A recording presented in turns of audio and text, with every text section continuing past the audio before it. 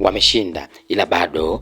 wana hofu na Simba Sport Club. Ni maneno ya mzee Azam Dewji, ambapo mwekezaji wa zamani wa klabu ya Simba mzee Azam Dewji ametoa maoni yake kuhusu mchezo wa marudiano dhidi ya Al Masry ambao utapigwa Jumatano ya tarehe 9 jijini Dar es Salaam. Kwa mjibu wa mzee Azam Dewji, anasema ni kweli kilichotokea pale kwenye uwanja wa Suez basi kilikuwa ni kitu ambacho sio kizuri kwenye mashindano haya, kwa kuwa mashindano haya yanataka mtu ambaye anafunga magoli na anayeshinda. Lakini hata hivyo wale Al Masry waliweza kushinda, lakini licha ya kuwa walishinda, lakini bado wana hofu, hawana imani kama wanaweza kufuzu, kwa kuwa hawana imani kama watakutana kwenye uwanja wa Benjamin Mkapa wanaweza kufungwa goli nyingi zote za kutosha. Kumbuka kwamba Simba Sport Club iliweza kumenyana na timu ya Al Masry ili kuweza kugombania kuingia kwenye nusu finali ya kombe la shirikisho barani Afrika, na ndipo ambapo Azam Dewji aliweza kutoa maana yake kwamba inawezekana kabisa Simba Sport Club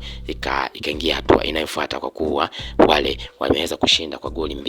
2-0. Lakini licha ya kushinda kwa goli 2-0, ila bado wana hofu, hawana imani ya kuweza kufuzu kwenye haya mashindano, kwa kuwa wameshinda wakiwa nyumbani, hawajashinda wakiwa ugenini. Light kama wangeshinda wakiwa ugenini basi ilikuwa ni afadhali, kwa kuwa kila kitu kinawezekana kuweza kusawazisha wakiwa kwenye uwanja wa nyumbani, lakini wameshinda goli 2 wakiwa kwenye uwanja wa kwao na Simba kiwa kama mgeni. Hivyo Simba ana uwezo kama akijiandaa vizuri kuweza kupata matokeo mazuri, aidha ya 3-0 au na zaidi katika mchezo huo ambao utapigwa